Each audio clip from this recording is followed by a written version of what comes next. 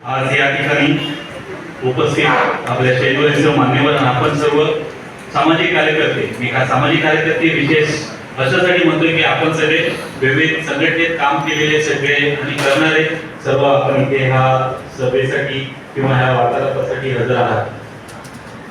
आपले आता विलियम फर्नांडिस यांनी सांगितलं की अनुसूचित जातीचा आपला मतदारसंघ, लोकसभा मतदारसंघ राखीव आहे, तरी सुद्धा आणि पालघर आपल्या जिल्हा दुर्गम सांगितला जातो, तरी सुद्धा आपले खासदार हे उच्च विद्यापीठ आहेत आणि पूर्ण भारत देशामध्ये महाराष्ट्रातले आपले 5 खासदार संसदरत्न पुरस्काराने सन्मानित झाले आणि त्याच्यामध्ये एक खासदार आपले प्रतिनिधी आहेत. हा आपला नक्कीच अभिमान आहे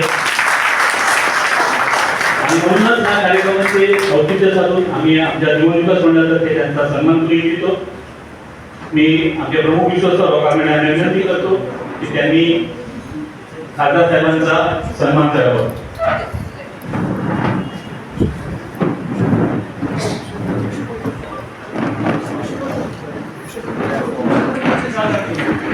मी बिशपांना विनंती करतो की त्यांनी प्रथम खासदार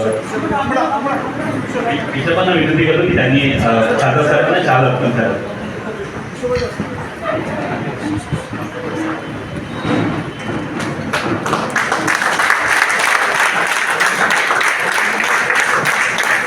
त्याचबरोबर सन्मान चिन्ह ही मंडळातर्फे प्रमुख विश्वास त्यांना दिली.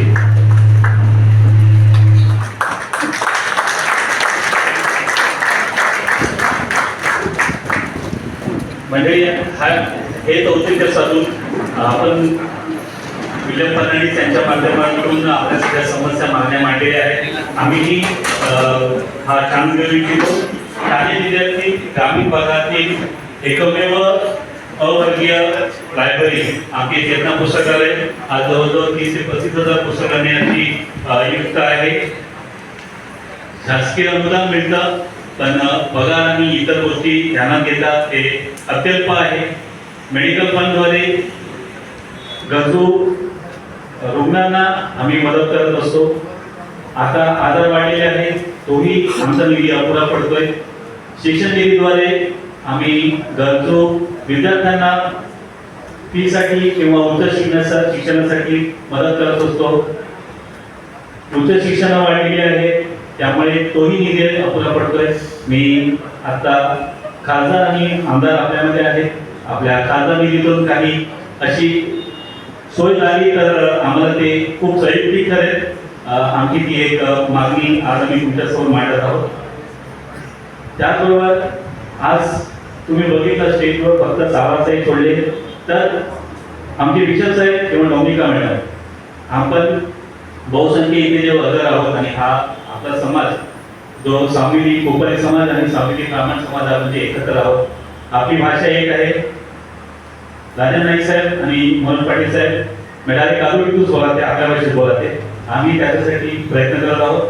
तुमचा मत, तुमचा जी काय आम्हाला मदत लागली आहे ती आम्ही तुमच्याकडे मागायचे आहोत.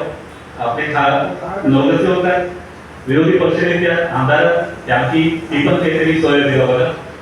धन्यवाद.